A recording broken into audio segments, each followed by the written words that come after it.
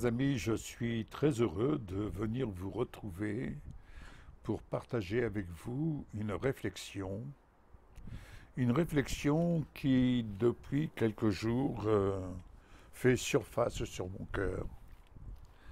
Et comme je le partageais ce matin avec Michel, depuis quelque temps, j'ai un certain ressenti qui revient régulièrement dans mon esprit. Et ce ressenti, entre guillemets, négatif, m'interpelle. Car ce ressenti négatif euh, m'amène à penser à bon nombre d'amis qui nous entourent et qui traversent une période, et je dirais que ce qu'ils traversent, ce n'est pas forcément le bon niveau. Certes, la grâce de Dieu est avec eux, et chacun d'entre eux puise dans la grâce de Dieu, dans l'espérance, et dans l'espérance de voir leur foi triompher. Mais, vous savez, tout en naviguant dans la direction divine, il est des circonstances que nous traversons et qui parfois nous obligent à faire des choix de manière à pouvoir atteindre le but. Et ces choix sont une certaine configuration où il nous appartient de décharger ce qui doit être déchargé de notre vie.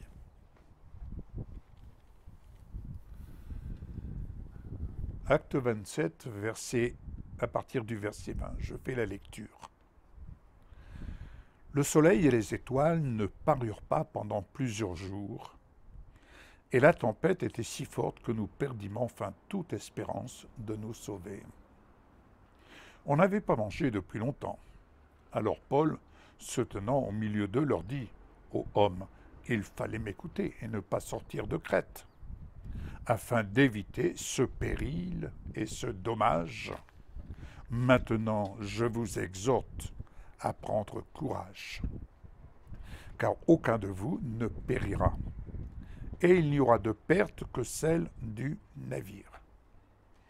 Un ange du Dieu à qui j'appartiens et que je sers m'est apparu cette nuit et m'a dit « Paul, ne crains point. Il faut que tu comparaisses devant César.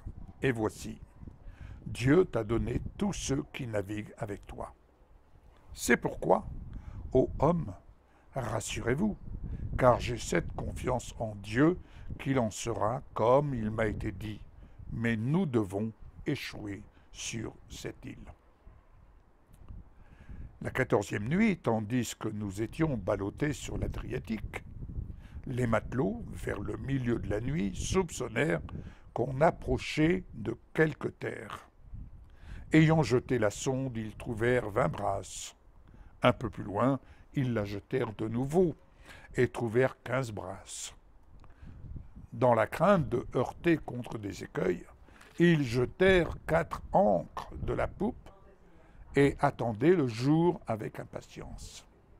Mais comme les matelots cherchaient à s'échapper du navire et mettaient la chaloupe à la mer sous prétexte de jeter les ancres de la proue, Paul dit aux centeniers et aux soldats, « Si ces hommes ne restent pas dans le navire, vous ne pouvez être sauvés. » Alors les soldats coupèrent les cordes de la chaloupe et la laissèrent tomber.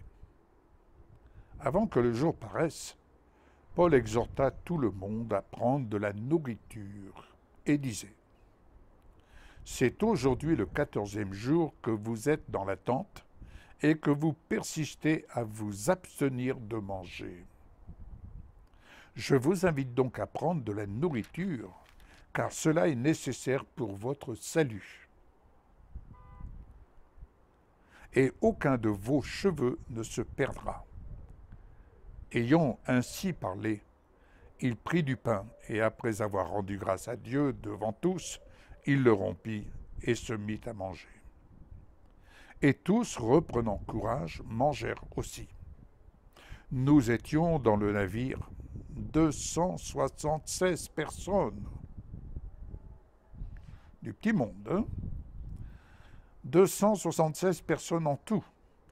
Quand ils eurent mangé suffisamment, ils allégèrent le navire en jetant le blé à la mer. Bien-aimés, c'est une histoire qu'il faut lire, relire, mais dans le ressenti que je vis ces temps-ci et sujet de ma réflexion, je ne cesse de penser à ce passage qui m'instruit. Ce ressenti négatif peut également vous interpeller. Vous interpeller parce que vous naviguez dans le plan de Dieu, mais cependant, les choses deviennent lourdes. Elles deviennent lourdes parce que il ne faut pas oublier une chose. Si vous avez écouté le dernier message partagé en vidéo, dans l'évangile de Jean chapitre 4, notre Seigneur Jésus-Christ nous donne une recommandation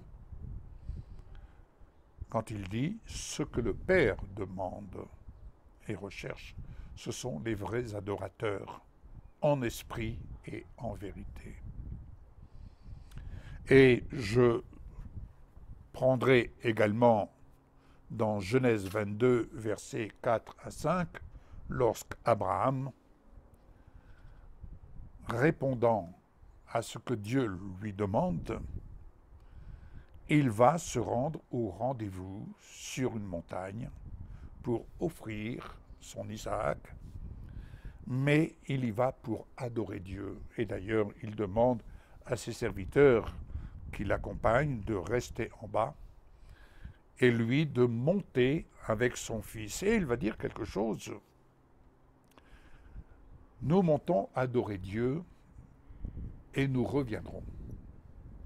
Donc il monte avec l'assurance qu'il reviendra. Et pourtant, il y monte pour offrir ce que Dieu lui demande d'offrir en sacrifice, le fils de la promesse, son Isaac. Lequel fils dira à son père, mais Père, où est le sacrifice? Il y avait le bois, le feu. Et Abraham de répondre à son fils, Dieu se pourvoira lui-même. Ça, c'est une réponse qui m'a également interpellé. Bien-aimé, si Dieu demande des adorateurs en esprit et en vérité, c'est ce qu'il cherche, c'est ce qu'il désire, c'est-à-dire, nous n'aurons pas d'autre Dieu devant notre face. Et les problèmes qui surgissent durant notre navigation sur cette terre, nous naviguons, mais en même temps, nous sommes appelés à monter pour adorer Dieu. Or, bon nombre, qui ne se laisse pas focaliser sur des besoins terrestres, sur des situations que l'on traverse, et soyons honnêtes avec nous-mêmes, l'adversaire, ça va de soi, vise à ce que nous soyons focalisés sur les besoins terrestres, des besoins légitimes. Par exemple, pour l'apôtre Paul, avec ses 276 personnes, Mais qui aurait eu l'idée de jeter la nourriture, le blé, par-dessus le bateau, par-dessus cette embarcation, alors qu'ils étaient en train de jeûner, il leur dit, prenez courage, mais, s'il vous plaît, mangez, prenez des forces. Il y a un temps pour prier, il y a un temps pour jeûner, il y a un temps pour agir. Car c'est une question de survie. Et il ne s'agit pas de quitter le bateau, comme certains voulaient quitter le bateau, débrouillez-vous, nous, cette situation, on n'en veut pas, on quitte le bateau, on démissionne. Voilà. Et pour faire un jeu de mots, soit que nous sommes des missionnaires ou des missionnaires. Oui, vous avez bien compris. Soit que nous sommes des missionnaires du plan de Dieu, ou nous sommes des missionnaires.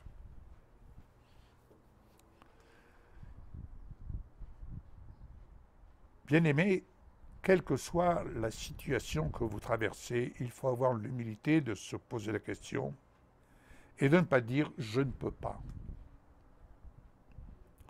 Car la parole de Dieu nous dit bien « je puis tout par celui qui me fortifie ». Ici, les 276 personnes qui étaient dans cette embarcation, Paul reçoit un avertissement de Dieu, une recommandation. Mais quand Dieu parle, faut-il être attentif? Lorsque Dieu parle, il parle pour que nous puissions poursuivre notre chemin, poursuivre notre navigation, en vue de monter pour adorer Dieu. Comment Abraham pouvait-il adorer Dieu en esprit et en vérité, tandis que Dieu lui demandait d'offrir son Isaac? Mais essayez de vous mettre à la place d'Abraham, à la place de ce père. Dieu lui demande son fils, le fils né de la promesse de Dieu. Il lui demande « Donne-moi ton fils, sacrifie-le sur l'autel. » Et il va mettre son fils sur l'autel. Il va mettre quelque chose de concret sur l'autel, ce n'est pas du virtuel. Il ne s'agit pas de dire « Oh Seigneur, je me décharge, je te donne ma femme, je te donne mon mari, je te donne... » On se décharge. Non, non, non, non, non, non, non. Ça, ce n'est pas offrir son Isaac. Offrir son Isaac, c'est, selon Romains 12, versets 1 et 2, « Offrez vos corps sur l'autel, ce qui sera de votre part un culte logique. » Autrement dit, en offrant son Isaac, son fils, mais Abraham était en train de s'offrir lui-même. Tu me demandes ça? Voilà, je te le donne. Mais en donnant son fils, il se donnait lui-même pour marquer son adoration à son Dieu. Mais entendons bien ce qu'Abraham, en arrière-plan, quelle était sa pensée, quelle était sa vision? Il pouvait répondre, non pas d'une façon très spirituelle, « Oh, mais Dieu se pourvoira à lui-même ». Non, il répond à son fils avec vérité, avec assurance. Mon enfant, Dieu se pourvoira lui-même. Bien-aimé, Dieu s'est pourvu lui-même pour chacun de nos besoins spirituels, mais nos besoins terrestres. D'ailleurs, lorsque Jésus nous recommande de rechercher le royaume de Dieu et sa justice, royaume de Dieu et sa justice, parce qu'il nous invite à rechercher tout ce que nous possédons dans le royaume de notre Père, auquel Dieu lui-même s'est pourvu. Dieu lui-même s'est pourvu à chacun de nos besoins. Il s'est pourvu pour ton besoin, pour tes besoins. Il te suffit de rechercher, de désirer, rechercher son royaume et de vivre sa justice, d'être assuré de sa justice. Et il va dire quelque chose d'extraordinaire. Et tout le reste vous sera donné en plus. Oh, bien-aimés, adorez Dieu en esprit et en vérité, c'est apprendre à voir en haut ce que nous possédons. C'est apprendre à le connaître et à être connu de lui et à se connaître et à connaître ce que je possède. C'est une assurance. Dieu s'est pourvu pour ton besoin, tes besoins. Il s'est pourvu pour ta guérison. Il s'est pourvu. C'est pourquoi la vie de Jésus en toi, c'est la vie miracle. Dieu s'est pourvu. Bien-aimé, il s'est pourvu financièrement, il s'est pourvu pour tout. Ne dis pas je ne peux pas. Ne dis pas je ne peux pas. Cette femme qui a apporté sa petite pièce dans le tronc, dans le temple, elle n'a pas dit je ne peux pas. Elle pouvait dire je puis tout par celui qui se fortifie. Je me fortifie dans cette assurance que Dieu s'est pourvu à mon besoin et je peux ainsi donner tout ce qui me reste. Abraham, dans cette marque d'adoration, a donné ce qu'il avait d'unique, son Isaac, mais en donnant son Isaac, c'était lui-même qui s'offrait. Oui, il offrait son propre Isaac, sa propre vie, qui était là, en la présence de son fils. Et c'est ainsi que, avec l'histoire de l'apôtre Paul dans cette embarcation, ils ont pris la décision de manger. Il a fallu que Paul pose son acte. Il a commencé de prendre du pain et il a rendu grâce à Dieu. Alors, il a posé son acte et les autres, l'ayant vu faire, ils ont fait de même et ils se sont mis à manger. Autrement dit, comme si cet acte de foi, cette démarche de foi de l'apôtre Paul avait libéré les cœurs. Autrement dit, les avait libérés du légalisme. Non, non, non, on ne mange pas, on jeûne tant que nous ne serons pas à terre. Mais ils ne voyaient pas qu'à un moment donné, ils allaient périr dans cette embarcation. Et que dans cette vision des choses, que se passait-il? Ceux-là qui manquaient de courage ne manquèrent pas de tenter de s'échapper de... Ils étaient des missionnaires du plan de Dieu. Débrouillez-vous, mais nous, on se barre. Eh oui, c'est un peu ça. On se barre. Non. Quand on est dans le plan de Dieu, nous pouvons traverser des temps qui ne sont pas propices, mais dans ces temps, il y a des choix à faire, c'est-à-dire se décharger et décharger notre embarcation, c'est-à-dire tout ce que nous avons pu embarquer dans notre vie sur ce chemin sur lequel nous marchons, le chemin de la foi. Eh bien, ici, ils ont mangé, et après quoi? Ils ont jeté, ils se sont séparés pour alléger le bateau, alléger la charge, afin de parvenir là où ils devaient parvenir. Bien-aimés, il y a des choix à faire dans notre vie qui nous coûtent. Savoir se séparer de certaines choses, se séparer de façons de faire, qui ont été bonnes pendant un temps, mais qui ne répondent plus aux besoins, qui ne sont plus adaptés dans ce temps dans lequel vous êtes. Et puis, il y a des choix à faire qui sont salutaires. Qui sont salutaires. Combien de fois il m'arrive d'exprimer mieux vaut le peu avec la paix que l'abondance avec beaucoup de problèmes. On peut vivre dans une certaine abondance terrestre. Bien, c'est un choix. Mais attention, si cette abondance terrestre devient source de difficultés, n'est-ce pas? Source de difficultés pour poursuivre votre navigation et source de troubles, c'est-à-dire que vous y perdez la paix de Dieu n'a pas de prix. Alors mieux vaut le peu avec la paix que l'abondance avec beaucoup de problèmes.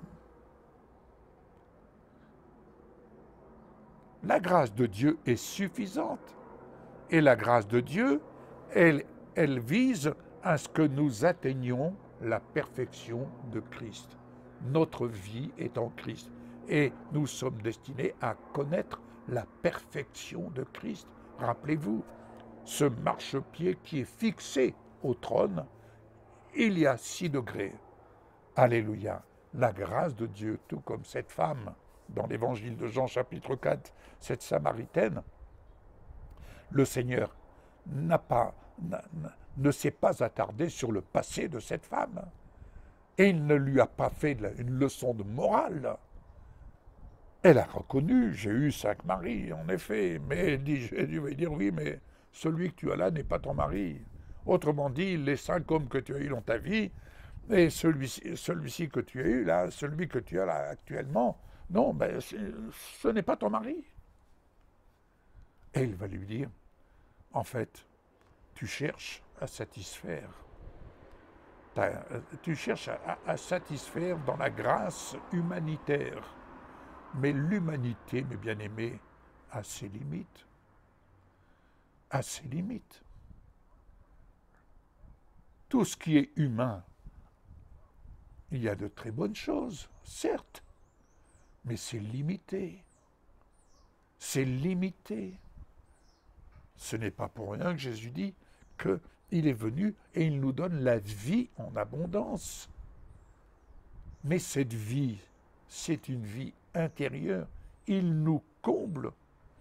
Et comme Paul le dit si bien, je sais vivre dans la disette comme je sais vivre dans l'abondance. Mais être dans la disette, ça ne veut pas dire que vous êtes dans le trouble. La disette n'est pas forcément confortable pour la chair. Mais quand vous avez la paix de Dieu, avec un morceau de pain, n'est-ce pas, et un peu d'eau, quand vous avez la paix de Dieu, c'est extraordinaire.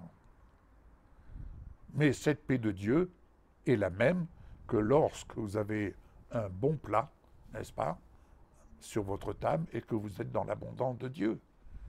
Mais votre vie ne dépend pas ni de la disette ni de l'abondance. Votre vie dépend de la façon dont vous traversez cette situation, de la façon dont vous naviguez pour vivre cette situation et surtout demeurer dans l'adoration en esprit et en vérité, car ne l'oublions pas, c'est ce que le Père recherche.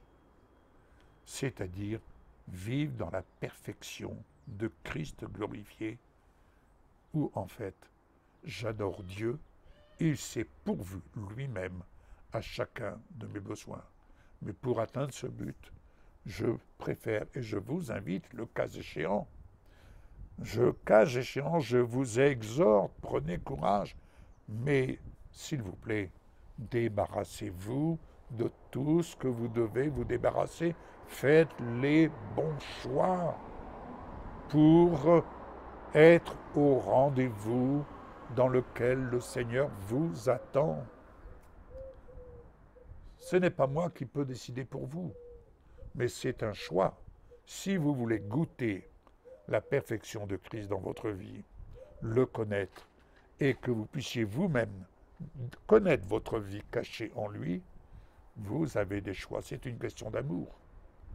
C'est une question d'amour. Soit vous aimez ce qui est terrestre plus que tout, et vous aimez un petit peu le Seigneur, ou soit vous aimez au point d'adorer en esprit et en vérité celui qui est source de votre salut et celui qui vous conduit dans la vie véritable. Il en est le chemin, la vérité et la vie.